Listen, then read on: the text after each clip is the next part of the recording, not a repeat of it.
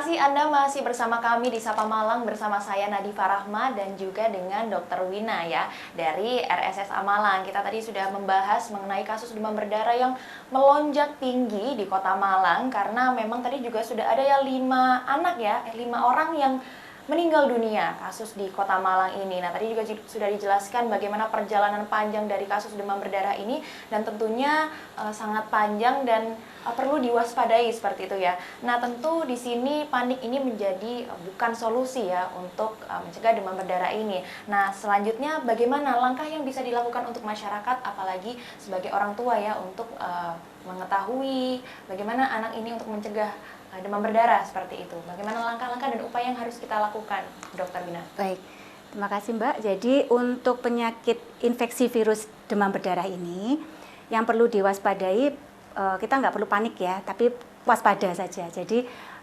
semestinya kalau misalnya anak kita demam, ya. Jadi tadi saya sudah bercerita bahwa perjalanan penyakit pada infeksi virus dengue ini biasanya adalah demam mendadak tinggi di 2 hari sampai 7 hari. Gitu ya, bervariasi, ada yang coba demamnya 3 hari, ada yang demamnya 4 hari, ada yang demamnya 7 hari. Nah, seperti yang saya cerita tadi bahwa klasifikasi dari infeksi virus dengue ini ada demam dengue yang biasa kita kenal dengan nama dengue fever atau DF, kemudian ada demam berdarah dengue atau dengue hemorrhagic fever, kemudian yang ketiga ada yang kondisi shock yang kita sebut dengan DSS atau dengue shock syndrome. Nah, untuk anak yang sedang sakit demam, yang seperti apa yang bisa ditata laksana cukup di rumah, itu adalah yang DF ya, atau yang dengue fever. Di mana kita perlu mengedukasi pada orang tua bahwa dengue fever ini berarti anak hanya memiliki gejala demam, kemudian mual muntah, nyeri sendi, nyeri otot, dengan disertai hasil pemeriksaan darah lengkapnya didapatkan leukosit turun, kemudian hematokrit yang meningkatnya sedikit ya, hanya sekitar 5-10%. Kemudian dengan kadar trombosit yang di bawah 150.000. Nah, pasien ini kalau misalnya DF itu bisa dirawat di rumah, tapi dengan syarat berlaku, Mbak. Jadi kita edukasi orang tua untuk selalu rutin memeriksakan darah lengkap setiap hari ke fasilitas kesehatan yang terdekat, boleh di rumah sakit, boleh di puskesmas, sampai masa kritisnya itu lewat. Jadi masa kritis demam berdarah itu adalah hari ke-4 sampai hari ke-6. Sehingga pada saat si anak ini kita pulangkan karena diagnosisnya hanya DF atau dengue fever, itu dengan syarat berlaku. Jadi anak harus diperiksakan rutin darah lengkap setiap hari sampai masa kritisnya lewat. Kemudian yang kedua adalah anak dipastikan untuk makan minum baik di rumah.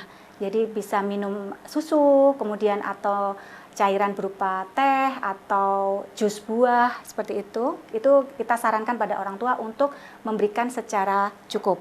Kemudian dipastikan juga dia produksi kencing atau produksi urinnya cukup ya. Jadi setiap 4-6 jam sekali anak dipastikan di rumah itu rutin untuk buang air kecil. Kemudian yang berikutnya adalah bila muncul warning sign. Jadi warning sign itu apa?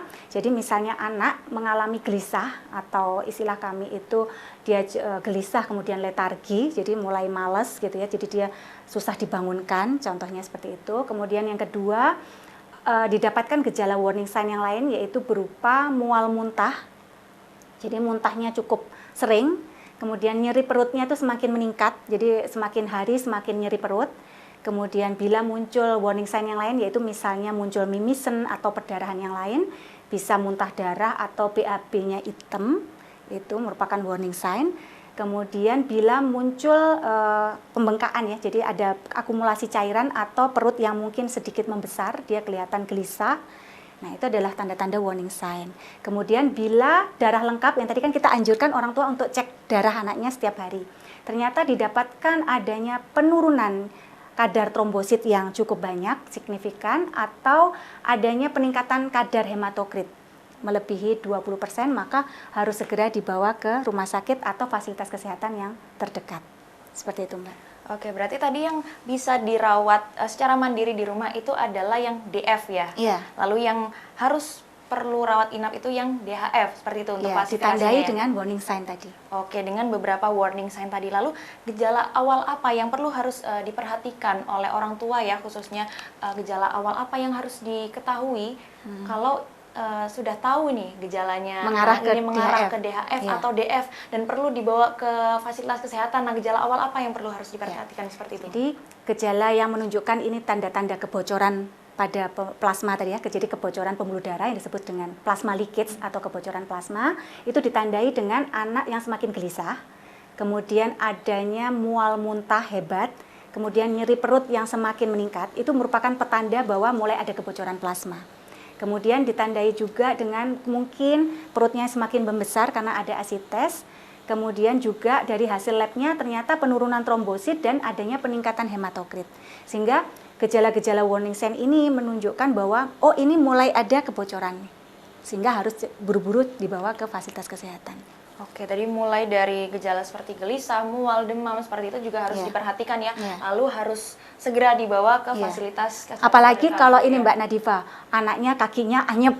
Oh, oke. Ya, jadi kadang-kadang memang sering sekali yang mereka waktu saat membawa ke rumah sakit kami kan ternyata itu sudah terlambat ya. Karena mereka menganggap bahwa anak saya sudah tidak demam. Nah, itu padahal hati-hati kalau anak sudah tidak demam pada infeksi virus dengue, jadi pada hari keempat itu sudah tidak demam, tapi dipastikan apakah ada muncul warning sign yang saya sebutkan tadi.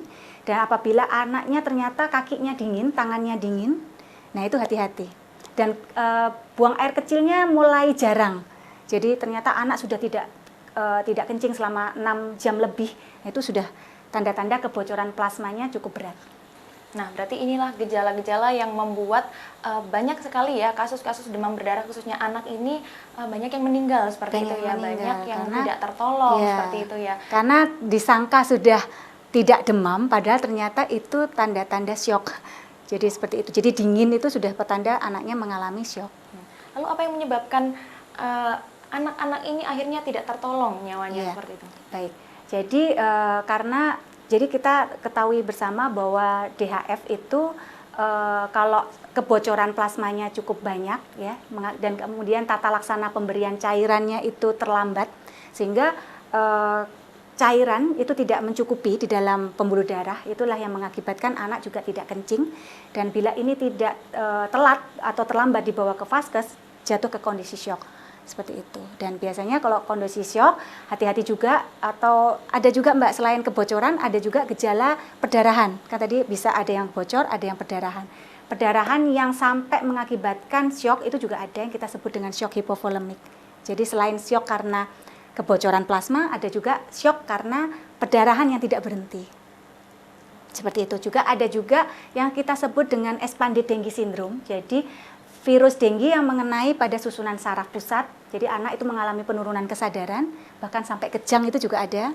Kemudian juga ada yang sampai mengakibatkan pada organ liver, itu mengalami gagal liver akut, itu juga ada seperti itu. Jadi bisa mengenai beberapa organ yang lain juga, Mbak.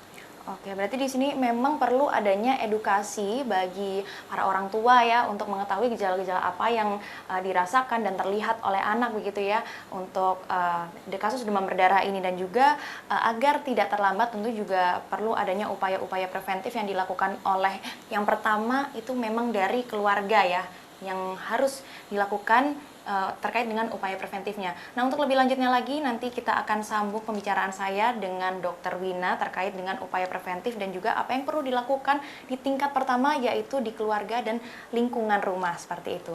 Tetap bersama saya di Sapa Malang bersama saya Nadifa Rahma.